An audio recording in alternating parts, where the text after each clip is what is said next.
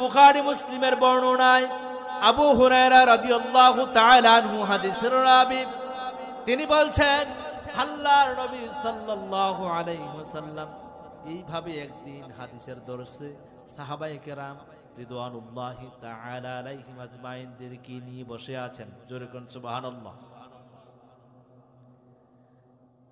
যখন ইমাম মুয়াজ্জিন কিংবা খতিব সাহেব মসজিদে বসে থাকেন, মুসল্লিদের জানার আগ্রহ বেড়ে যায়। আমার প্রিয় হুজুর থেকে কিছু দিনের মাসআলা জেনে নেব, দ্বীন ও শরীয়তের কিছু আইডিয়া জেনে নেব। ঠিক তেমনি ভাবে আল্লাহর হাবিব সাল্লাল্লাহু আলাইহি ওয়াসাল্লাম তিনি যখন মসজিদে নববীতে সাহাবায়ে কেরামদেরকে নিয়ে বসে আছেন, আল্লাহর নবী সাল্লাল্লাহু আলাইহি ওয়াসাল্লাম উৎফুল্ল চেহারায় সাহাবীগণের দিকে তাকিয়ে বলল, সাহাবীরা, আমার মন বলছে তোমরা আমাকে কিছু জিজ্ঞেস করবে। সুবহানাল্লাহ। উস্তাদ কিন্তু ছাত্রদের চোখ দেখলেই বুঝতে পারে ছাত্রটা কেমন। তার টেনশন দেখলেই টিচার ভাবতে পারে ছেলেটা ভালো হবে না খারাপ হবে। আল্লাহর হাবিব সাল্লাল্লাহু আলাইহি ওয়াসাল্লামের সামনে চাঁদ ও জ্যোৎস্না চাঁদের চাইতে আরো দামি, তারকার চাইতে আরো দামি এমন সোনালী মানুষগুলো আল্লাহর নবীর সামনে বসা। আল্লাহর হাবিব সাল্লাল্লাহু আলাইহি ওয়াসাল্লাম তাদেরকে লক্ষ্য করে বললেন, সালোনি, ও সাহাবারা, দ্বীন ও শরীয়ত সম্পর্কে তোমাদের অনেক ঘাটতি রয়েছে, আমি জানি তোমাদের জানার অনেক আগ্রহ আছে, অতএব তোমরা আমি নবীর কাছে প্রশ্ন করো, আমার আল্লাহর দেওয়া কোরআন এবং আমার সুন্নাহ অনুযায়ী তোমাদেরকে সমাধান দিয়ে দিব। জোরে কোন সুবহানাল্লাহ। সালুনি, সাহাবীরা, তোমরা আমাকে কিছু প্রশ্ন করো দ্বীন ও শরীয়তের ব্যাপারে, আমি আল্লাহর নবী তোমাদেরকে ভেঙ্গে ভেঙ্গে আমি জবাব দিয়ে দিব। জোরে কোন সুবহানাল্লাহ। প্রিয় ভাই সব, পৃথিবীতে রবের দেয়া নিয়ামতের সংখ্যা গুণে শেষ করা যাবে। আসমান কার দেয়া নিয়ামত, জমিন কার দেয়া নিয়ামত, আকাশ বাতাস কার দেয়া নিয়ামত, আমরা যে বেঁচে আছি কার দয়ায়, বলুন না কার দয়ায়। আমার যে গাড়ি আছে কার দয়ায়, বাড়ি আছে কার দয়ায়, নারী আছে কার দয়ায়, সব কিছুই যেন রবের দয়া। তবে সব দয়ার মধ্যে সবচেয়ে দামি দয়া হলো একজন বান্দার ঈমান। জোরে কোন সুবহানাল্লাহ। ঈমানের মতো বড় দৌলত, ঈমানের মতো দামি সম্পদ মুমিনের আর হতে পারে। ঈমান আছে তো আপনার সব আছে, ঈমান নেই তো কিছুই নেই। ঈমান নেই প্রতিবেশী রাষ্ট্র ভারত,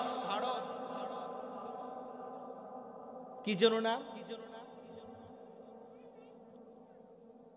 ভারতের প্রধানমন্ত্রীর নাম কি?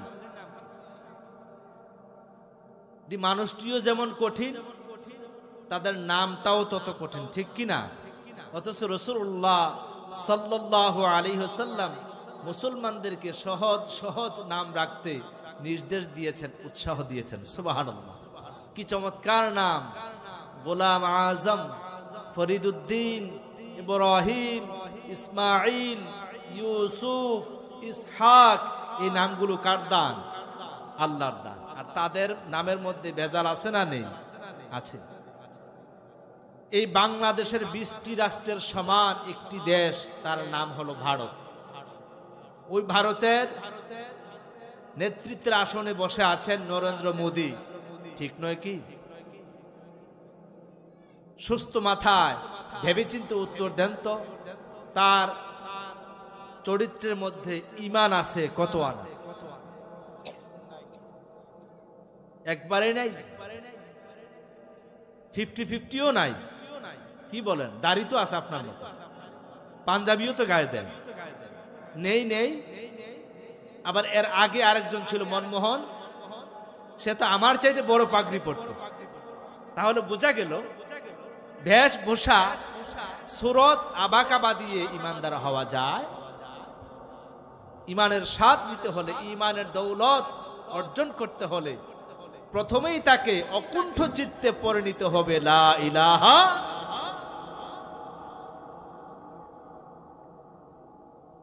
প্রিয় ভাই সব আমার, ইমান আছে তো আপনার সব আছে, ইমান নেই তো আপনার কিছুই নেই। একজন মুমিন বান্দার সবচেয়ে দামি দৌলতের নাম হলো ইমান। বুঝে শুনে বলেন, এই ইমান দামি দৌলতের যত্ন নেওয়ার দরকার আছে না নাই? আমার আপনার ঘরে সোনা দানার অভাব নাই, টাকা কড়ির অভাব নাই। এই টাকা কড়ি আর সোনা দানা রাখার জন্য দামি দামি শোকেস বানাই, সিন্দুক বানাই। নিরাপত্তার কারণে ঘর থেকে বের করে সম্পদগুলো ব্যাংকে জমা রাখি।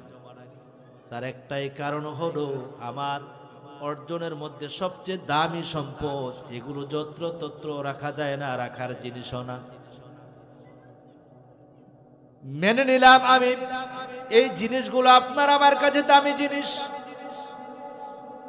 কিন্তু আমার ভাইয়েরা বুঝে শুনে উত্তর দেন, সোনা দানার চাইতে আপনার আমার ইমানের দাম, মূল্য কম না বেশি?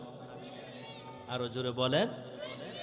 সুতরাং যেই জীবনের ইমানের মূল্য সোনা দানা টাকা কড়ির চাইতেও বেশি, এই ইমান কিভাবে মজবুত করা যায়, ইমান কিভাবে সুসংরক্ষণ করা যায়, আর যাই হোক এই বিষয়টা জানার দরকার আছে না নাই? আমরা সবাই অজু ভঙ্গের কারণ জানি, ঠিক কিনা বলেন? কথা বলতে হবে, অজু ভঙ্গের কারণ জানি না আমরা, কিন্তু ইমান ভঙ্গের কারণ কয়জনে জানি? আর ইমান এটা দাবির বিষয় নয়। ইমান হলো ইকরার বিল লিসান, আপনি জবান দিয়ে স্বীকৃতি দেবেন। তাসদীক বিল জানান, অন্তর দিয়ে উপলব্ধি করবেন। আমল বিল আরকান, কর্মের মাধ্যমে প্রতিফলন ঘটাবেন। আল্লাহর নবী বলেছেন, এই তিন কোয়ালিটির সমন্বয় যার মধ্যে থাকবে তিনি হলেন প্রকৃত মুমিন, ইমানদার। চিল্লায় কোন সুবহানাল্লাহ। মুখের মধ্যে এক, অন্তরে আর এক আছে না? জুড়ে বলে। মুখের মধ্যে এক, অন্তরে আর এক। জবানের বরখেলাপ, এই জাতীয় চরিত্রের যারা, এই স্বভাবের মানুষ যারা, আল্লাহ রাব্বুল আলামিন তাদেরকে মুসলমান বলেন নাই, তাদেরকে বলেছেন মুনাফিক। কি বলেছেন? আরো জোরে বলেন। মুনাফিক। মুখে এক, অন্তরে আর এক, এমন মার্কা মুসলমান আমাদের দেশে নাই। আমার ভাইয়ের, আমার বন্ধুরা, আমি সেদিকে যেতে চাই না। কিভাবে আমার আপনার দামি সম্পদটাকে হেফাজত করতে হয় সেই বিষয়ে আমরা একটু আলোচনা করব কোরআন ও হাদিসের আলোকে। আল্লাহ পাক যেন শুনে আমল করার তৌফিক দেয়। জোরে বলুন আমিন। অজু ভঙ্গের কারণ যেমন আছে, ঠিক ইমান ভঙ্গের কারণও তেমন আছে। ইমান এমন একটি সূক্ষ্ম বিষয়, সূক্ষ্ম থেকে সূক্ষ্মাতীত বিষয়, কখন যেন আসে আর কখন যেন চলে যায়, মোমেন্টের পায় না। আমার ভাইয়েরা, রাসূলুল্লাহ বলেছেন, বান্দা যখন কোনো কবিরা গুনাহের মধ্যে লিপ্ত হয়, ওই সময় বান্দার মধ্যে আর ইমানের দৌলত থাকে না, এটা ঝুলন্ত অবস্থায় থাকে। যতক্ষণ পর্যন্ত বান্দা কবিরা গুনাহে লিপ্ত থাকে ততক্ষণ পর্যন্ত ইমান থেকে দূরে থাকে। এই কঠিন অবস্থায় যদি বান্দা মারা যায়, 33 বার হজ করলেও, কোটি টাকা দান করলেও ইমান নিয়ে মরতে পারে না, এই বেঈমান অবস্থায় মরা লাগবে। ঠিক কিনা? এজন্য আমার ভাইয়েরা, আমার বাবাজিরা, গভীর মনোযোগ। ইমানকে কিভাবে সংরক্ষণ করব, ইমানকে কিভাবে সেভ করব, আল ইতিসামু বিল কুরআনি ওয়াস সুন্নাহ। এবার দেখে শুনে বুঝে শুনে উত্তর দেন। আমার আপনার ঘরে কোরআন আছে না নেই? জোরে বলে। রাসূলুল্লাহ বলেছেন আল-ইতিসামু বিল কুরআনি ওয়াস সুন্নাহ, যেই ব্যক্তি আল্লাহর দেয়া কোরআন নবীর দেয়া সুন্নাহকে আঁকড়ে ধরবে, ওই ব্যক্তির ঈমানের দৌলত, ঈমানের হেফাজতকারী হবে কে? জোরে বলেন। قال رسول الله صلى الله عليه وسلم تركت فيكم امرين উম্মতের দল, এই ক্ষণস্থায়ী দুনিয়ায় আমি ক্ষণজন্মা মানুষ, আমি চিরদিন থাকতে আসি নাই, আমি তোমাদের ছেড়ে চলে যাব। রাসূলুল্লাহ বলছেন চলে যাব, তবে আমি তোমাদের নিকট দুইটা নিয়ামত রেখে যাচ্ছি। সুবহানাল্লাহ। তারাকতু ফীকুম আমরাইন, আমি তোমাদেরকে ছেড়ে চলে যাব, তবে দুইটা নিয়ামত তোমাদের মধ্যে রেখে যাই। লাং তাদিল্লু মা তামাসসাকতুম বিহিমা, ওই দুইটা নিয়ামত যদি তোমরা আলিঙ্গন করতে পারো, সংরক্ষণ করতে পারো, আমি নবী কথা দিলাম সব যাইতে পারে, তোমার ঈমানের দৌলত তুমি হারাবে না। আরো জোরে বলবেন না সুবহানাল্লাহ। আমি চলে যাব, তবে দুইটা নিয়ামত রেখে যাব, দুইটা নির্দেশনা, দুইটা গাইডলাইন, দুইটা সিলেবাস, কোরআন এন্ড সুন্নাহ, এই দুইটা নিয়ামত আমি রেখে যাচ্ছি। এই দুইটা জিনিসকে যদি তোমরা আলিঙ্গন করো, আঁকড়ে ধরো, লাং তাদিল্লু, তোমরা কখনো পথহারা হবে না, কখনো গুমরা হবে না। সুবহানাল্লাহ বলবেন না? সাহাবায়ে কেরাম তাকিয়ে রইলেন। আল্লাহর নবী বললেন সাহাবীরা শোনো, এক নাম্বার হলো কিতাব আল্লাহ, এক নাম্বার নিয়ামতের নাম হলো আল্লাহর দেয়া কোরআন, ওয়া সুন্নাত রাসূলি, আমি নবীর সুন্নাত, তার মানে রাসূলুল্লাহর সুন্নাত আছে না নাই? জোরে বলেন না। রাসূলুল্লাহ বলছেন তোমরা কোনোদিন কখনোই পথহারা হবে না, গোমরা হবে না, কোনোদিন বাতিল হবে না, জাহেল হবে না, যদি তোমার ঘরে কোরআন থাকে আর আমি রাসূলুল্লাহর হাদিস মানে সুন্নাহ থাকে। কোরআন হাদিস অনুসরণ করে যেই পরিবার পরিচালিত হবে, আর যাই হোক ওই পরিবার কোনোদিন গোমরা হতে পারে না, ওই পরিবারের মানুষগুলো কোনোদিন মানব রচিত আইনের মধ্যে সাপোর্ট করতে পারে না। এজন্য আমার ভাইয়ারা, আমার বন্ধুরা, আমরা সর্ব অবস্থায় চেষ্টা করব কোরআন সুন্নাহ অনুযায়ী জীবন চালাতে, ঠিক কিনা জোরে বলেন না। সম্মানিত সুধী, কেন আমি এই কথাটি আজকের আলোচ্য বিষয় হিসাবে টানলাম? আল্লাহর হাবিব বলেছেন ইয়াতি আলান নাসি জামান, ও উম্মতের দল শোনো শোনো, এমন একটা জামানা আসবে ইয়াজতামিউনা ফিল মাসাজিদি, মসজিদের কানায় কানায় মুসল্লি ভরপুর থাকবে, নিচতলা ফিলাপ হয়ে যাবে, দোতলায় যাবে, দোতলায় ফিলাপ হয়ে যাবে, তিনতলায় যাবে, তিনতলা ফিলাপ হয়ে যাবে, ছাদে যাবে, এমন আছে না নাই?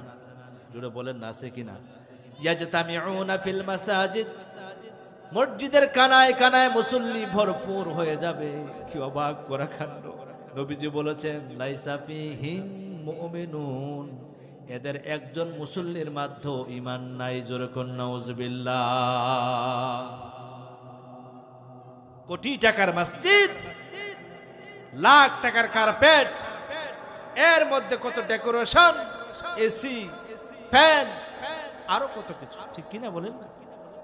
এত সুন্দর আয়োজন। রাসূলুল্লাহ বলছেন লাইসা ফীহিম মুমিনুন, এদের একজনের ইমাম নাই, মুসল্লিদের ইমাম নেই, মুয়াজ্জিনের ইমাম নেই, ইমামেরও ঈমান নেই। জোরে কোন নাউজুবিল্লাহ।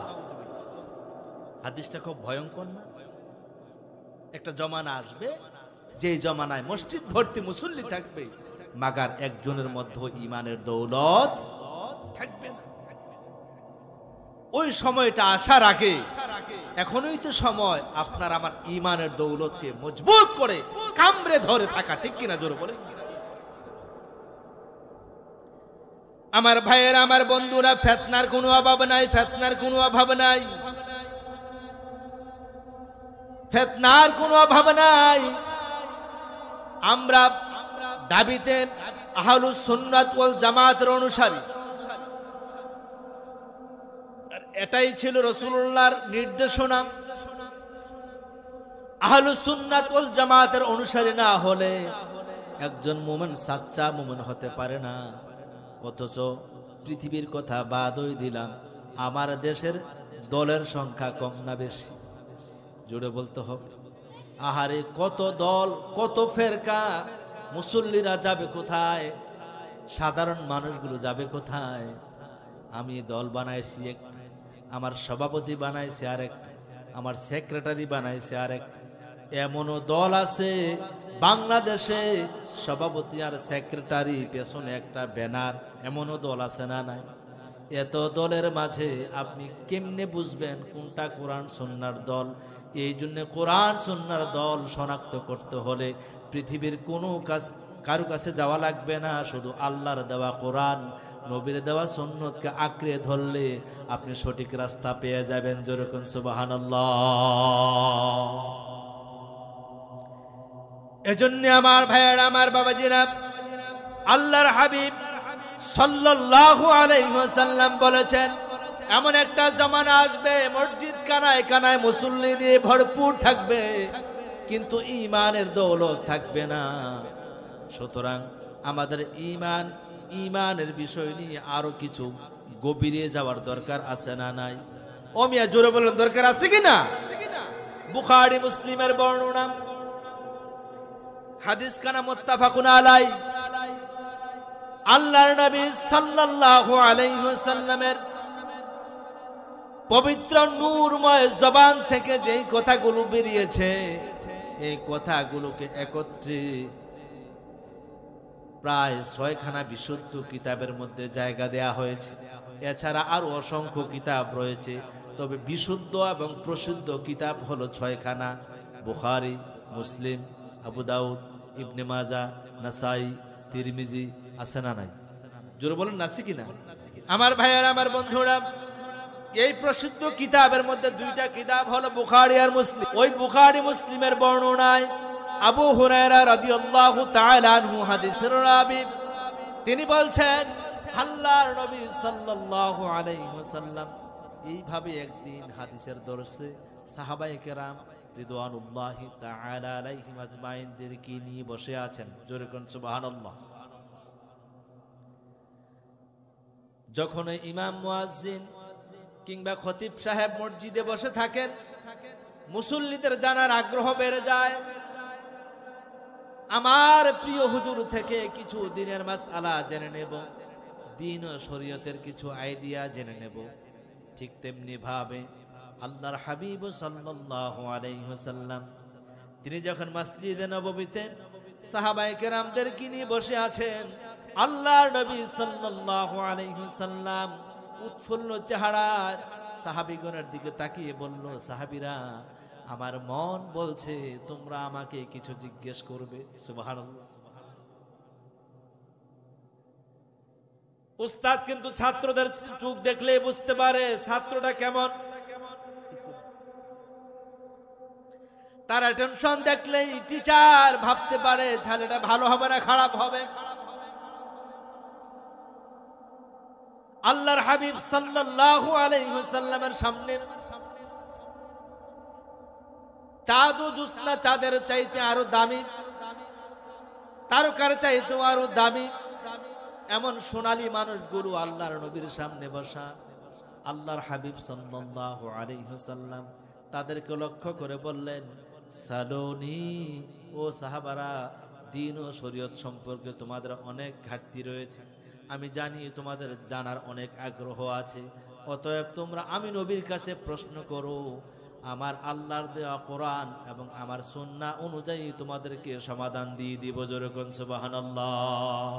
সালুনি, সাহাবীরা, তোমরা আমাকে কিছু প্রশ্ন করো দ্বীন ও শরীয়তের ব্যাপারে, আমি আল্লাহর নবী তোমাদেরকে ভেঙ্গে ভেঙ্গে আমি জবাব দিয়ে দিব। যেরকম সুবহানাল্লাহ। খেয়াল করেন, সত্যি যখনই আল্লাহর হাবিব এইভাবে একটু সহজ করে দিলেন যে আমাকে কিছু জিজ্ঞেস করো, সাহাবায়ে কেরাম এতটাই মার্জিত ছিলেন এতটাই শরীফ ছিলেন, হুট করেই তারা আল্লাহ রসুলকে কোনো প্রশ্ন করতেন না, যেটা আমরা করে বসি। হুজুরের রিকশায় যাচ্ছে, হুজুর দাঁড়ান, একটা মাসলা আছে, আছে না নাই? কথা বলেন না কেন? হুজুরে অন্য একটা কাজে ব্যস্ত আছে, হুজুর একটু দাঁড়ান, কথা আছে, মাসলা আছে। মাসলাটারও মাসআলাটাকেও শুদ্ধ করে বলতে পারে না, বলে মাসলা আছে, ঠিক না? অনেকে আবার বলে মসলা আছে, যার যার মতো করে বলে। না, এটা আদব নয়। আদব হলো মাসআলা যদি জানতে চান মাসআলার হেডকোয়ার্টারে আসতে হবে, ঠিক কি না বলেন? কারণ হুজুর তো সব মাসআলা পকেটে নিয়ে ঘুরেন না। তিনি মাসআলার একটা কিতাব বিভাগ আছে, একটা লাইব্রেরি আছে। আপনি আদবের সাথে প্রশ্নটা জমা দেবেন, প্রশ্নটা আপনি উপস্থাপন করবেন। যদি হুজুরের আইকিউতে থাকে তিনি তৎক্ষণাৎ জবাব দিয়ে দেবেন। যদি এর ব্যত্যয় হয় তিনি সময় নেবেন, সকালে না হয় বিকালে, বিকালে না হয় দুপুরে আসবেন, আমরা সমাধান দিয়ে দিব, ঠিক নয় কি? এটাই ছিল সুন্নাহ পদ্ধতি, কিন্তু আমরা কিন্তু তা করি না। সাহাবায়ে কিরাম রিদওয়ানুল্লাহি তাআলা আলাইহিম আজমাইন তারা আল্লাহর হাবিবের কাছে তাকিয়ে রইলেন। নবীজি বললেন, সাহাবীরা তোমরা আমার কাছে প্রশ্ন করো দ্বীন ও শরীয়তের ব্যাপারে, আমি আল্লাহর হাবিব ভেঙ্গে ভেঙ্গে জবাব দিয়ে দেব। চিল্লায় এখন সুবহানাল্লাহ। আল্লাহর নবীর সাহাবীগণ তারা এতটাই শরীফ ছিলেন, ভদ্র ছিলেন, মুখের উপর মুখ লাগিয়ে, চোখের উপর চোখ তাকিয়ে প্রশ্ন করাটা তারা পছন্দ করতেন না। রাবি বলেন, নাহাবুহু আইয়াসআলুহু, আমরা এতটাই বিরক্ত বোধ করতাম আল্লাহর হাবিবের সামনে কেমন করে প্রশ্ন করি, এটা আমাদের শানে যায় না। আমরা যত্রতত্র নবীকে প্রশ্ন করতে পারি না, এই চিন্তা সাহাবায়ে কেরামদের মনে লালন করছেন। ঠিক এমন সময় ফাজাআ রাজুলুন, আল্লাহর হাবিবের দরবারে একজন অপরিচিত যুবক এসে উপস্থিত হলো। যেরকম সুবহানাল্লাহ, একজন অপরিচিত মানুষ তিনি আল্লাহর হাবিবের দরবারে আসলেন। এসেই ফাজালাসা রুকবাতিহি, ফাজালাসা ইনদা রুকবাতিহি, আল্লাহর হাবিবের সামনে এসে তিনার হাঁটু গেড়ে নবী পাক সাল্লাল্লাহু আলাইহি ওয়াসাল্লামের নূরময় হাঁটুর সামনে আদব রক্ষা করে তিনি বসে গেলেন। চিল্লায় এখন সুবহানাল্লাহ। খুব খেয়াল করেন, নবীজি প্রশ্ন করলেন, তোমরা আমার কাছে কিছু প্রশ্ন করো? সাহাবীরা বলল, না না না, আমরা এইভাবে মুখের উপর মুখ দিয়ে কথা বলতে চাই না।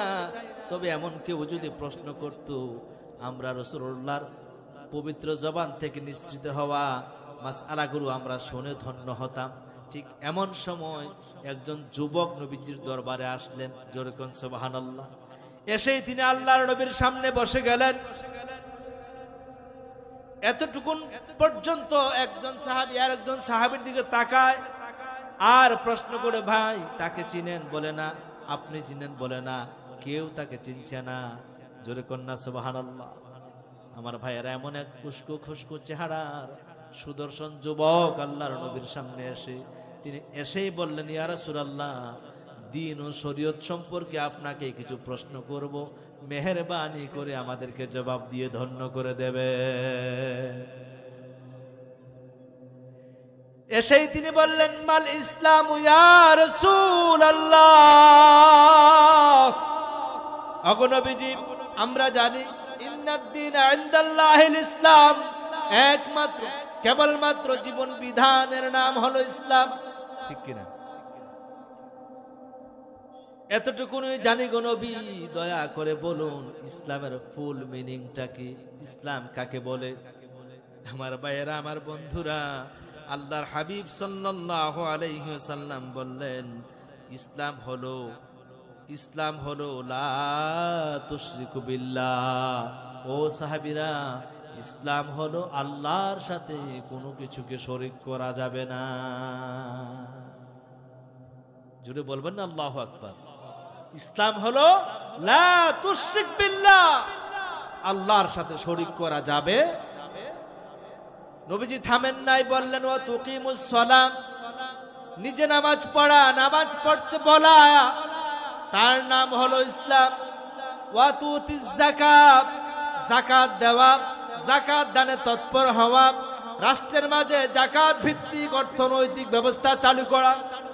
সুবহানাল্লাহ বলেন। তার নাম হলো ইসলাম। ওয়া তাসুমু রমাদান, রমজানের রোজা রাখার নাম হলো ইসলাম। আমার ভাইরা কত সহজ উত্তর। নবীজি বললেন লা তুশরিকু বিল্লাহ, আল্লাহর সাথে কাউকে শরীক না করার নাম হলো ইসলাম। ওয়া তুকিমুস সালাহ, নামাজ প্রতিষ্ঠা করার নাম হলো ইসলাম। ওয়া তুতিজ যাকাত, যাকাত দেওয়ার নাম হলো ইসলাম। ওয়া তাসুমু রমাদান, রমজানের রোজা পালন করার নাম হলো ইসলাম। চিল্লায় এখন সুবহানাল্লাহ। এই চারটা বক্তব্য দেওয়ার পরে আগন্তুক ব্যক্তিটা বললেন সাদাক্তা ইয়া রাসূলুল্লাহ, ওগো নবীজি আপনি যা বলেছেন 16 আনা সত্য বলেছেন। একজন সাহাবী আর একজনের দিকে তাকায়, কি অবাক করা প্রশ্ন। ছোট্ট একটি প্রশ্নের মধ্যে আল্লাহর নবী ব্যাপক অর্থ দিয়ে দিয়েছেন। সুবহানাল্লাহ। এরপরে তাকে প্রশ্ন করলেন, নবীজিকে প্রশ্ন করলেন মাল ঈমানু ইয়া রাসূলুল্লাহ, জোরে কোন আল্লাহু আকবার। ওগো নবীজি ইসলামের ব্যাখ্যা জানতে পারলাম, মেহেরবানি করুন, ঈমান মেহেরবানি করে বলুন ঈমান কাকে বলে। জোরে বলেন, আপনারাও বলেন ঈমান কাকে বলে। বলেন সবাই ঈমান কাকে বলে। আবার বলেন ঈমান কাকে বলে। আমার ভাইয়ের, আমার বন্ধুরা প্রশ্ন করলেন ঈমান কাকে বলে, ঈমানের ফুল মিনিং কি গো নবী জানতে চাই। নবী সাল্লাল্লাহু আলাইহি ওয়াসাল্লাম বললেন আন তুমিনা বিল্লাহ, ঈমানের প্রথম মিনিং হলো আল্লাহকে বিশ্বাস করা। সুবহানাল্লাহ। আরো জোরে বলেন ওয়া মালাইকা, ফেরেশতাদেরকে বিশ্বাস করা। ওয়া কিতাবিহি, আসমানি কিতাব সমূহকে বিশ্বাস করা। ওয়া রাসূলিহি, লক্ষাধিক নবী রাসূল দুনিয়াতে এসেছেন, তাদের প্রতি আস্থা এবং বিশ্বাস রাখা, এর নাম হলো ঈমান। জোরে জোরে বলেন সুবহানাল্লাহ। কত সহজ উত্তর। এক, আন তুমিনা বিল্লাহ, আল্লাহর প্রতি অবিচল আস্থা বিশ্বাসের নাম হলো, জোরে বলেন মাশাআল্লাহ, জোরে বলেন ঈমান। ও মালাইকা, ফেরেশতাদের প্রতি বিশ্বাস করা হলো ঈমান। ওয়া রুসুলিহি ওয়া কিতাবিহি, আসমানি কিতাব যে নাজিল হয়েছে এগুলোর প্রতি পূর্ণ মাত্রায় আস্থা এবং বিশ্বাস করার নাম হলো ঈমান। ওয়া রুসুলিহি, একজন দুইজন নয়, লক্ষাধিক নবী এবং রাসূল দুনিয়াতে এসেছেন, তাদের প্রতি আমাদের বিশ্বাস কম না বেশি? জোরে বলেন কম না বেশি? তাদের প্রতি বিশ্বাস রাখার নাম হলো ঈমান। নবীজি আরো বলেন ওয়া তুমিনা বিল বাসিল আখির, মৃত্যুর পর আবার পুনরায় জীবিত হওয়া লাগবে। তার মানে আখিরাত দিবসের প্রতি পরিপূর্ণ আস্থা নেওয়ার নাম হলো ঈমান। আমার ভাইয়েরা, এবার সবাই বলেন তো দেখি, আমরা আখিরাতকে বিশ্বাস করি কি করি না? কবর বিশ্বাস করি কি করি না? হাসর বিশ্বাস করি কি করি না? সওয়াল জবাব বিশ্বাস করি কি করি না? পুলসিরাত বিশ্বাস করি কি করি না? সহজ বাংলায় মালিক ইয়াউমিদ্দিন বলতে যা বুঝায়, মৃত্যুর পর থেকে কিয়ামত পর্যন্ত, কিয়ামত পর থেকে হাসরের মাঠ পর্যন্ত, হাসর থেকে হয় জাহান্নাম না হয় জান্নাত, ওই পর্যন্ত বিশ্বাস মুমিনের অন্তরে আছে না নাই? আরো জোরে বলেন আছে না নাই? রাসূলুল্লাহ বললেন আনতুমিনা বিল আখির, আখিরাতের প্রতি বিশ্বাস করার নাম হলো ঈমান। ওই জায়গায় 14 আনা নয়, 15 আনা নয়, ঈমান আনতে হবে 16 আনা। ঠিক কিনা? জোরে বলে।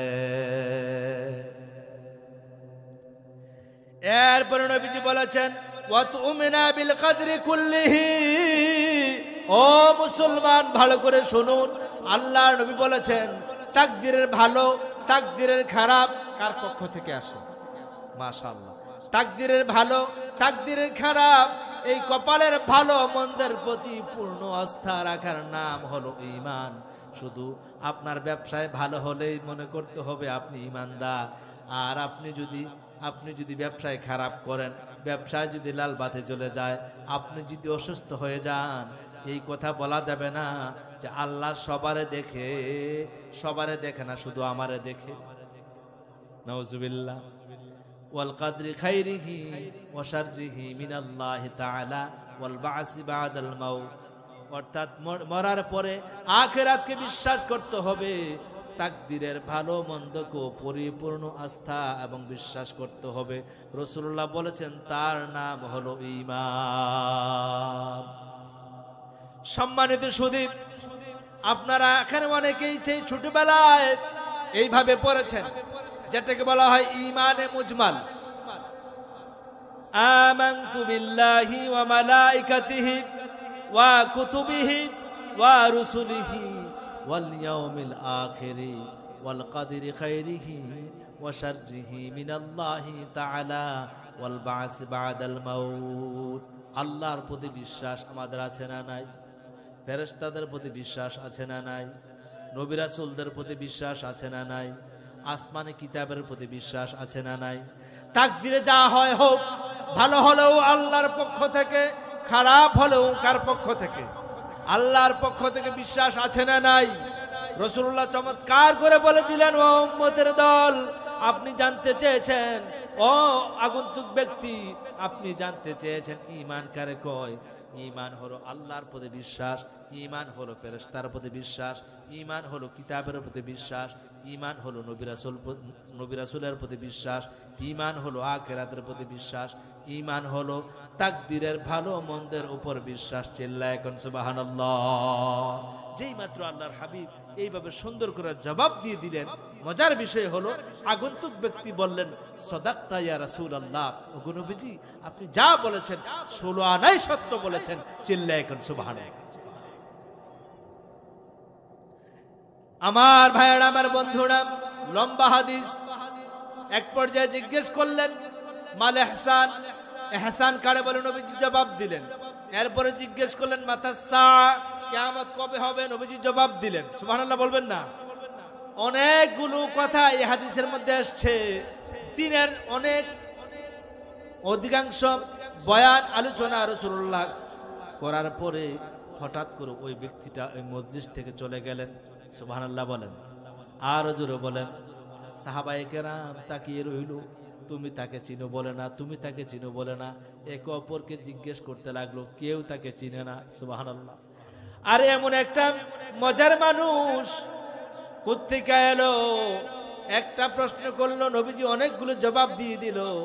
একটু দূরে যাওয়ার পরে সাহাবায়ে কেরামদেরকে নবীজি মুচকি মুচকি হেসে বললেন, ও আমার আদরের সাহাবারা, আপনাদেরকে বলেছিলাম দিন ও শরীয়ত সম্পর্কে প্রশ্ন করেন, আমি নবী জবাব দিয়ে দেব। আপনারা কেউ প্রশ্ন করলেন না। আগন্তুক অচেনা অজানা এক গ্রাম্য যুবক আমার দরবারে এসে যে প্রশ্নগুলো করলো আমি জবাব দিয়ে দিলাম। আপনারা কি বলতে পারেন এই আগন্তুক ব্যক্তিটাকে? সাহাবীরা বললেন, ইয়া রাসূলুল্লাহ, আল্লাহু আ'লামু ওয়া রাসূলুহু। জোরে কন্যা সুবহানাল্লাহ। এই ব্যক্তিটা কে, তার পরিচয় কি? আমরা কেউ জানি না। একজন জানেন আল্লাহ, আরেকজন জানেন আল্লাহর রাসূল। নবীজি সাল্লাল্লাহু আলাইহি সাল্লাম বললেন, সাহাবীরা, উনি আর কেউ নয়, তিনি আমার পরম বন্ধু, বিপদের সঙ্গী সাইয়েদনা হযরত জিবরাইল আলাইহিস সালাম। জোরে কন্যা সুবহানাল্লাহ। হযরত জিবরাইল আদম সুরতে এসে মানুষের সামনে বসে দ্বীন ও শরীয়তের শিক্ষা দিয়েছেন। জোরে বলবেন না সুবহানাল্লাহ? এজন্য এই হাদিসটিকে বলা হয় হাদিসে জিবরাইল। জোরে বলেন, কি বলা হয়? সম্মানিত সুধী, আমি বলছিলাম ঈমানকে মজবুত করতে হলে কোরআনের চর্চা লাগবে। ঈমানকে মজবুত করতে হলে হাদিস অধ্যয়ন বাড়াতে হবে। মেয়েরা, শিক্ষিত মানুষ একটু ইঙ্গিত দিয়ে যায়। আপনি দল করেন, আপনি বিএনপি করেন, হেফাজত করেন, জামাত ইসলাম করেন, আর যাই করেন, আপনি বেছে বেছে দল করবেন।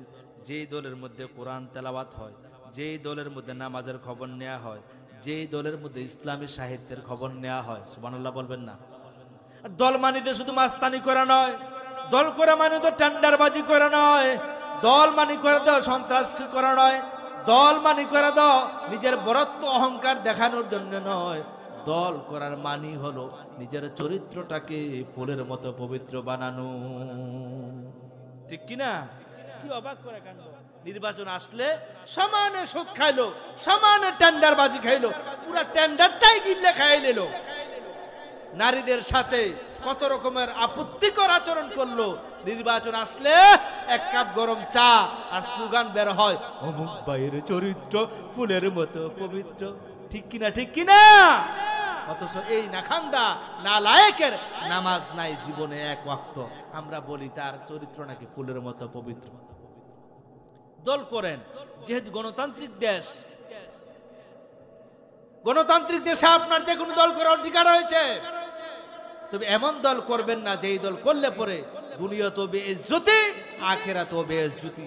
এমন দল করবেন দায়িত্বশীলরা খবর নেই। মাওলানা কত আয়াত কোরআন তেলাওয়াত করেছেন, আপনি তো মুফাসসির মানুষ, তাফসীর করেন নিয়মিত, আপনি কত আয়াত কোরআনে কারীম তেলাওয়াত করেছেন। ও মাওলানা কয়টি হাদিস পড়েছেন? ও বক্তা সাহেব কত পৃষ্ঠা ইসলামী সাহিত্য পড়েছেন? কত ওয়াক্ত নামাজ জামাতে পড়েছেন? সুবহানাল্লাহ।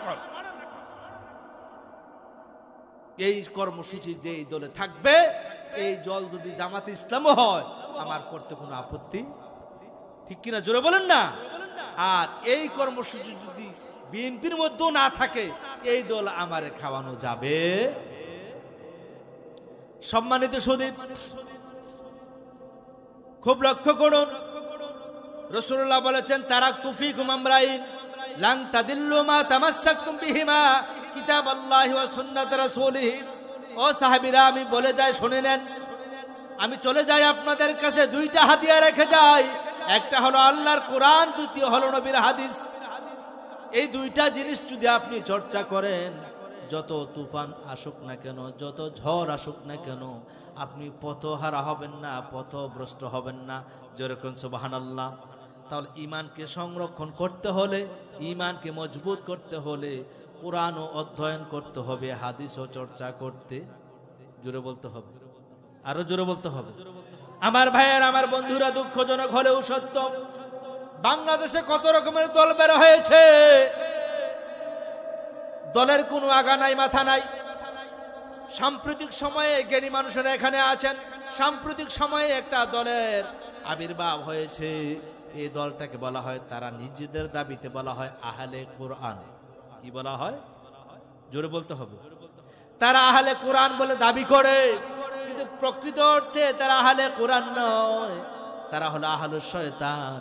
কারণ একটা মানুষ শুধু কোরআন দিয়ে হেদায়েত পাইতে পারে না, আবার একটা মানুষ শুধু হাদিস দিয়ে হেদায়েত পাইতে পারে না। যদি আপনাকে প্রকৃত হেদায়েতের রাস্তা পেতে হয়, কোরআনও ধরা লাগবে, রাসূলুল্লাহর সুন্নাত। কথা বলেন না কেন? শুধু আপনি কোরআন দিয়ে কিন্তু দিন চালাইতে পারবেন না, আবার কোরআন বাদ দিয়া শুধু হাদিস দিয়া আপনার জীবন চালাইতে পারবেন না। এই কোরআনটা হচ্ছে মূল বলিয়ম, এই কোরআনটা হচ্ছে মূল বলিয়ম। লক্ষ লক্ষ হাদিস, এগুলো হচ্ছে এই বলিয়মের ব্যাখ্যা। সুবহানাল্লাহ। তো প্রত্যেকটা আয়াতের ব্যাখ্যা তো আমার জানা নাই, বা ব্যাখ্যা বানানোর শক্তিও আমার নাই। এই জন্য আল্লাহর হাবিব সাল্লাল্লাহু আলাইহি সাল্লাম পবিত্র জবান দিয়ে লক্ষ লক্ষ হাদিস দিয়েছেন, যাতে করে কোরআনটা বোঝার জন্য সহজ হয়ে যায়। চিল্লায় কোন সুবহানাল্লাহ। আমরা কোরআনও মানি, হাদিসও মানি, এর নাম আহলুস সুন্নাত ওয়াল জামাত। যারা হাদিস মানে কোরআন মানে না, তারাও বাতিল, যারা কোরআন মানে হাদিস মানে না, তারাও বাতিল। ঠিক কিনা? জোরে বলেন। কি অবাক করা কাণ্ড! পৃথিবীতে এমন একটা দলের আবির্ভাব হয়েছে যারা নিজেদেরকে বলে আহলে কোরআন। কি বলে? সবাই বলেন না, কি বলে? তাদের ব্যাপারে আল্লাহর হাবিব সাল্লাল্লাহু আলাইহি ওয়াসাল্লাম ১৫০০ বছর আগে সুন্দর একটি আইডিয়া দিয়েছেন। তোমরা আহলে কোরআন তাদেরকে কেমনে চিনবা? যারা নিজেদেরকে আহলে কোরআন দাবি করে সাধারণ মানুষকে ধোঁকা দিয়া বোকা বানাইয়া ঈমান হরণ করবে, নাউজুবিল্লাহ। তাদের ব্যাপারে আমি নবী কিছু সতর্ক বাণী দিয়ে দেই, এইগুলো মিলে যদি দেখবা মিলে যায়, এই ফেরকা থেকে তোমাকে বাঁচিয়ে রাখবে। সুবহানাল্লাহ। নবীজি বলেছেন, ইউশিকুর রাজুলু মুত্তাকিআন আলা আরিকাতিহি। এমন একটা জমানা আসবে, এমন একটা যুগ আসবে, কিছু লোক নিজেদেরকে পণ্ডিত মনে করবে, তারা সিংহাসনে রাজকীয় ভাবে ভাব সাপ নিয়ে বসে থাকবে।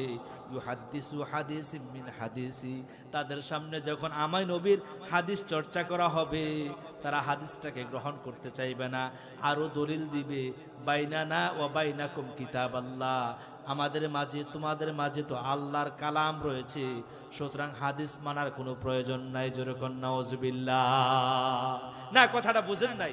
তাদের কাছে যখন যাবে হাদিসের দাওয়াত নিয়ে, তারা বলবে বাইনানা ওয়া বাইনাকুম কিতাবাল্লাহ, আরে তোমরা আমার কাছে হাদিস নিয়ে আসছো কেন? তোমাদের কাছে তো কোরআন আছে, আমাদের কাছেও কোরআন আছে, কোরআন থাকতে হাদিস মানার কি প্রয়োজন? যেরকম নাউজুবিল্লাহ। সম্মানিত সুধী, তারা আরো ব্যাখ্যা দিবেন, ফামা ওয়াজাদনা ফীহি মিন হালালিন ইস্তাহলালনা, ও আল্লাহর বান্দারা, তোমরা আমাদের কাছে হাদিস নিয়ে এসেছো, অথচ কোরআনে যা হালাল করেছেন সেইগুলো তো আমরা হালাল বলেই জানি। ফামা ওয়াজাদনা মিন হারামিন হারামনা, আল্লাহ কোরআনে যা হারাম করেছেন এইগুলো তো আমরা হারাম বলেই জানি। তারা যুক্তি দেখায়, আল্লাহর কোরআনে যেইটা হালাল এইটা মেনে নিচ্ছি, আল্লাহর কোরআনে যেইটা হারাম এইটাও মেনে নিচ্ছি, তাহলে কোরআনের হালাল হারাম যেহেতু আমরা মেনে নিয়েছি, এই জায়গায় হাদিস মানার কোনো দরকার নাই। সাধারণ বিবেক কি বলে? আমাদের হাদিস মানার দরকার আছে না নাই? আরে জোরে বলেন না, আছে না নাই? আমার নবীর পাক জবানের দাম মূল্য কম না বেশি? আরো জোরে বলেন। আল্লাহর হাবিব সাল্লাল্লাহু আলাইহি সাল্লামের জবানটা এত দামি, এত দামি, তিনি যদি শুধুমাত্র জবান দিয়ে কোনো একটা বিষয়কে হা বলে দেয়, উম্মতের জন্য কিয়ামত পর্যন্ত তা হালাল হয়ে যায়। সুবহানাল্লাহ। আমার নবী যদি তার মেজাজ ও দিমাগ দিয়ে কোনো জিনিসকে না করে দেয়, আমার ভাইয়েরা, কিয়ামত পর্যন্ত ওই বিষয়টাকে আল্লাহ তাআলা কিয়ামত পর্যন্ত হারাম করে দেয়।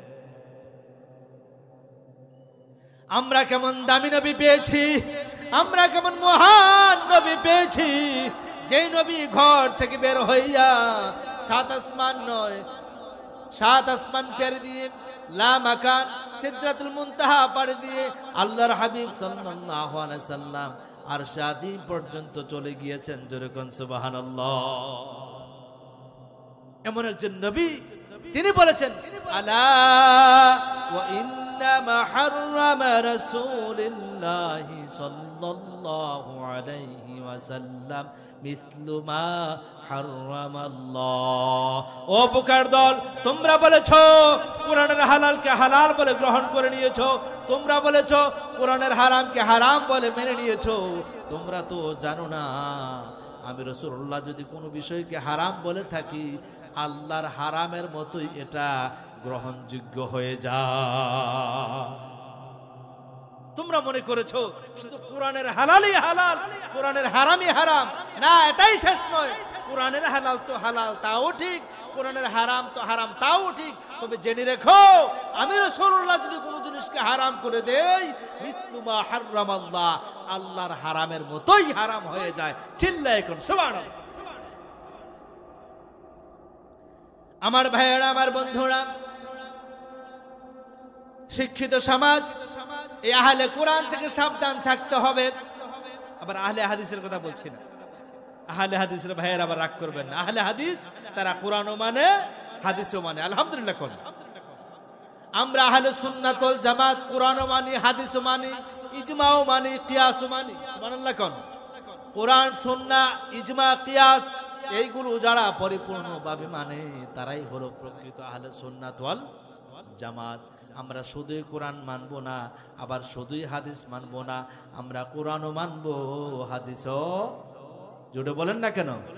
আমার ভাইয়েরা, আমার বন্ধুরা, এই বিপদের দিনে, এই ফিতনার জামানায় আমাদের ঈমানটা কিন্তু নড়ে পড়ে যাচ্ছে। মাঝে মধ্যে আপনারা বলেন, এই হুজুর ফতোয়া দেয় এক, ওই হুজুর ফতোয়া দেয় আর এক, আমরা যাবো কই? আছে না নাই? কথা বলেন না, আছে কিনা?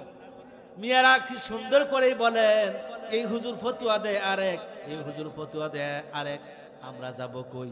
আমি বলি আপনি আর কোথাও যাওয়ার দরকার নাই, আপনি চলে যান কোরআনের কাছে, আপনি চলে যান রাসূলুল্লাহর হাদিসের কাছে, আপনি সিরাতে মুস্তাকিম পেয়ে যাবেন। সুবহানাল্লাহ। এজন্য আমার ভাইয়েরা, ঈমানের মতো দৌলতকে সংরক্ষণ করতে হলে কুরআন এবং সুন্নাহর বিকল্প, জোরে বলেন, বিকল্প নাই। আমার ভাইয়েরা, বলবো রাসূলুল্লাহ বলেছেন, ঈমানকে যদি তুমি মজবুত করতে চাও, ঈমানকে যদি তুমি শানদার করতে চাও, তাহলে তুমি ভালো মানুষের সঙ্গ নাও, নামাজি মানুষের সঙ্গ নাও, আল্লাহ ওয়ালার সঙ্গ নাও, আলেম ওলামার সঙ্গ নাও। সুবহানাল্লাহ বলবেন না? এটা আমার কথা নয়, এটা আল্লাহর কালাম। আল্লাহ পাক বলছেন, ইয়া আইয়ুহাল্লাযীনা আমানুত্তাকুল্লাহ, হে ঈমানদার বান্দারা, আল্লাহ পাক দরদ মাখা কুদরতি কণ্ঠ দিয়া ঈমানদার বান্দাদেরকে ইন্ডিকেট করে বলছেন, ও ঈমানদার বান্দারা, ইত্তাকুল্লাহ, আমি আল্লাহকে ভয় করার মতোই ভয় করো। এই ইত্তাকুল্লাহর ব্যাখ্যায় জগৎ বিখ্যাত মুহাদ্দিস, রাসূলুল্লাহর আপন চাচাতো ভাই এবং এক সময় রাসূলুল্লাহর প্রাণের সাহাবী হযরতে আলী মুর্তজা রাদিয়াল্লাহু তাআলা আনহু, সুবহানাল্লাহ, তিনি ইত্তাকুল্লাহর ব্যাখ্যায় বলেছেন, এই ইত্তাকুল্লাহ মানে তাকওয়া অর্জন করে যে, আর যে তাকওয়া অর্জন করে তাকে বলা হয় মুত্তাকি, তাকে বলা হয় মুত্তাকি। হযরতে আলী বলেন, তাকওয়া হলো 4 জিনিসের নাম। জোরে বলেন, কয় জিনিসের নাম? আরো জোরে সে বলেন। তিনি বলেছেন, আল খাউফু বিল জালিল, আল্লাহকে সদা সর্বদা ভয় করার নাম হলো তাকওয়া। মসজিদে ঢুকলে আল্লাহকে ভয় করব, সেজদা দেওয়ার সময় আল্লাহকে ভয় করব, মসজিদ থেকে বাইর হইয়া আল্লাহকে ভয় করব না, বিষয়টা এমন নয়। মসজিদে ঢুকতেও আল্লাহর ভয়, ব্যবসাতেও আল্লাহর ভয়, অফিস আদালতেও আল্লাহর কথা বলেন না কেন, কোর্ট কাছারিতেও আল্লাহর, ওজন করার সময় আল্লাহর, মাল ক্রয় করার সময় আল্লাহর, মাল বিক্রয় করার সময় আল্লাহর, বিচারের রায় দেওয়ার সময় আল্লাহর। তিনি বুঝাইতে চেয়েছেন, আল খাউফু মিনাল জালিল, সদা সর্বদা, সকাল নয় সন্ধ্যা নয়, তো আসতে বলেন কেন?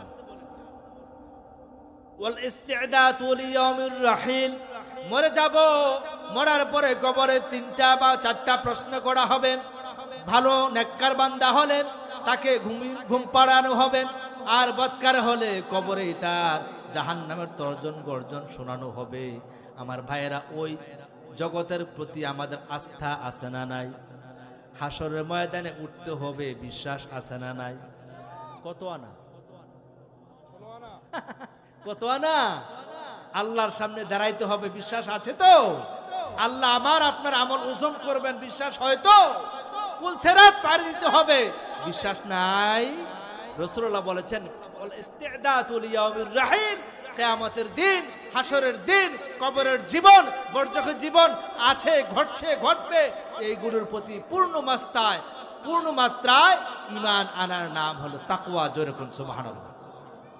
আমি যে বলছিলাম, ইয়া আইয়ুহাল্লাযীনা আমানুত্তাকুল্লাহ, ও আমার আদরের ঈমানদার বান্দারা, তোমরা আমি আল্লাহকে ভয় করো, ভয় করার মতোই ভয় করো। তার মানে এই 4টা নীতি, 4টা ফর্মুলা মেনে আমি আল্লাহকে ভয় করো। এরপরে বলেছেন, ওয়াকুনু মা'আস সাদিকিন,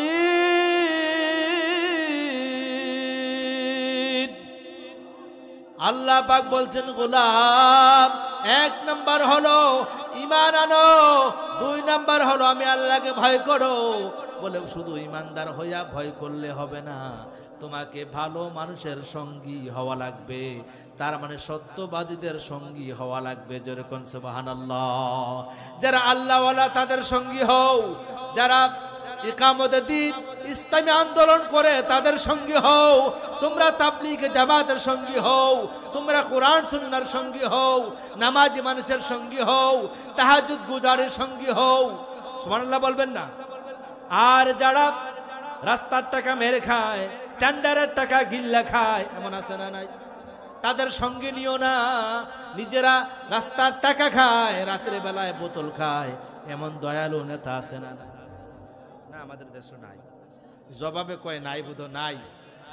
আরে আহারে, ইয়া আইয়ুহাল্লাযীনা আমানুত্তাকুল্লাহ, আল্লাহ কত চমৎকার করে বলেছেন, দরদ দিয়ে বলেছেন, ও ইমানদার বান্দারা আমি আল্লাহকে ভয় করো, ওয়া কুনু মা'আস সাদিকিন, আর তোমরা সত্যবাদী যারা, সালেহীন যারা, নেককার যারা, তাদের সঙ্গী হও। তাই তো বলি আমরা, সৎ সঙ্গে স্বর্গবাস, অসৎ সঙ্গে, মাশাআল্লাহ, আবার সৎ সঙ্গে স্বর্গবাস, অসৎ সঙ্গে সর্বনাশ। আমার ভাইয়ের, আমার বন্ধুরা, আল্লাহর হাবিব সাল্লাল্লাহু আলাইহি ওয়াসাল্লাম বলেছেন, ঈমানকে মজবুত রাখতে হলে কোরআন সুন্নাহর বিকল্প নাই। ঈমানকে মজবুত রাখতে হলে এইরকম আল্লাহওয়ালা মানুষের সঙ্গ হওয়া লাগবে, ঠিক কিনা?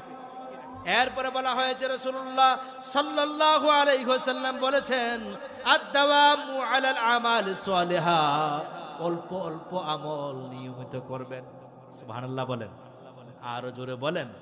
সালাম ফিরাবেন, আসসালামু আলাইকুম ওয়া রাহমাতুল্লাহ, সালাম ফিরাবেন, আসসালামু আলাইকুম ওয়া রাহমাতুল্লাহ, সালাম শেষ, উঠে দৌড়। হ্যাঁ, কথা কয় না?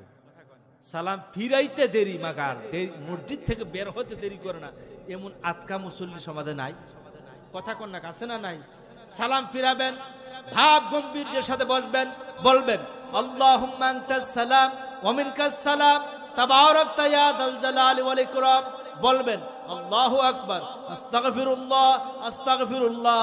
বলবেন 33 বার সুবহানাল্লাহ, বলবেন 33 বার আলহামদুলিল্লাহ, বলবেন 34 বার আল্লাহু আকবার। এইভাবে ছোট্ট ছোট্ট আমল যদি আপনি নিয়মিত করেন, রাসূলুল্লাহ বলেছেন, কঠিন বিপদের সময়ও আল্লাহ তাআলা তোমার ঈমানকে হেফাজত করে দেবে। তাহলে ঈমান বাঁচানোর জন্য নামাজের পাশাপাশি এই ছোট্ট ছোট্ট আমলগুলো করার দরকার আছে না নাই? আমি তো বলি আপনাদের জন্য আরো সহজ, যেহেতু এটা বাণিজ্যিক এলাকা, পকেট থেকে আপনি 10 টাকা দিয়ে দেন। এই 10 টাকা আপনার একটা চায়ের দামও না, আজকে দিয়ে দিলেন, শেষ, কালকে আবার 10 টাকা দেন। মনে মনে ভাবতে পারেন এটা বিরক্তিকর না। রাসূলুল্লাহ বলেছেন, আদ-দাওয়ামু আলাল আমালিস সালিহা, ছোট্ট আমল যদি নিয়মিত হয়, এইটা ভালোবাসবেন কে, কবুল করে নেবেন কে? এই জন্য রাসূলুল্লাহ বলেছেন, আমার ভাইয়েরা, আহাব্বুল আমাল ইলাল্লাহি আতকামুহা ওয়া ইন কাল্লা। রাসূলুল্লাহ বলেছেন, অল্প আমল যদি নিয়মিত হয়, আল্লাহ তাআলা এই আমলের বদৌলতে ঈমানকে তার হেফাজত করে দেবেন। সুবহানাল্লাহ। আমার ভাইয়েরা, আমার বন্ধুরা, সর্বশেষ একটা আমলের কথা বলে যাই। আমার ভাইয়েরা, আমার বন্ধুরা, লক্ষ্য করুন, আমাদের সমাজে জিকির করতে আমরা রাজি না, জিকিরের তালিমে বসতে আমরা রাজি না। ইমাম সাহেব কিংবা খতিব সাহেব যদি জিকিরের তালিমে বসে, এই তালিমকে ফতোয়া দেয়, এটা জায়েজ নাই, এটা আদাত, এটা দেরাত, এটা বেদাত, আছে না নাই? কথা কোন না? তো তালিম যদি গ্রহণ না করেন, আপনি শিখবেন কই থেকে?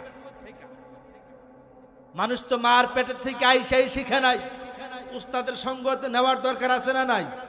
বুখারীর বর্ণনা, কিতাবুল ইলম, একেবারে প্রথম চ্যাপ্টারে হাদিসখানে আসছে, আল ইলমু বিত্তাআল্লুম। আরে ইলম তো হলো ওইটা, যে ইলমটা উস্তাদের কাছ থেকে সরাসরি গ্রহণ করে। সুবহানাল্লাহ, আরো জোরে সুবহানাল্লাহ। আমরা তো এমন অলস হয়েছি, মোবাইল একটা পাইছি, সার্চ দিয়ে আমরা ইলম অর্জন করি না। না না, তা জানা যায়, জ্ঞান চর্চা করা যায়, কিন্তু আলেম হওয়া, জোরে বলেন, আলেম হওয়া। আলেম যদি হতে হয়, উস্তাদের সামনে বসতে হয়, তা আপনার এই বুড়া বয়সে উস্তাদ পাইবেন কই? উন্মুক্ত বিশ্ববিদ্যালয়ে ভর্তি হওয়া ছাড়া তো আপনার কোনো রাস্তা নাই।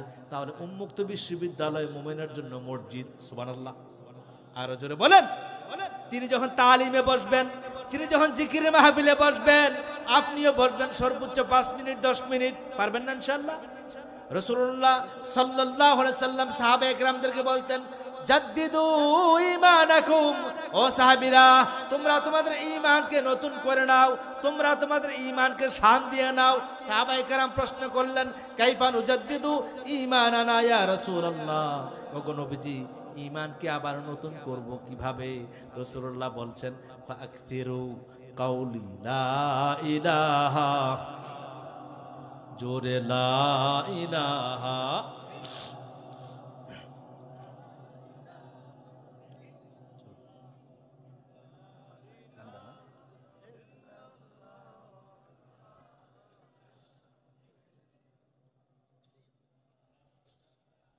থাক থাক, আপনার খুব কষ্ট হইতেছে তো ওয়াজ শুন না, আর আমরা বড় আরামে আছি। আমি একটু জিকির করি, হ্যাঁ আপনারা বইতেন নাকি? এমন কিও একটু পানি খাইতে না দিতেন না, চা খাইতে না দিতেন না, নাকি তা একটু জোরে পড়ি আমরা, লা ইলাহা।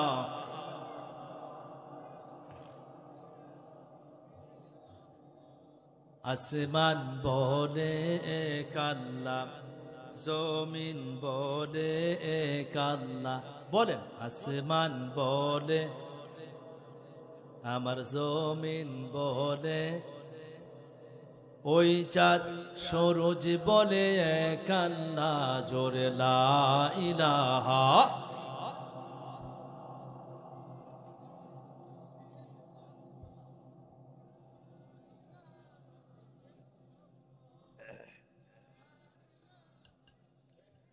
লা ইলাহা ইল্লাল্লাহু মুহাম্মাদুর রাসূলুল্লাহ সাল্লাল্লাহু আলাইহি ওয়াসাল্লাম।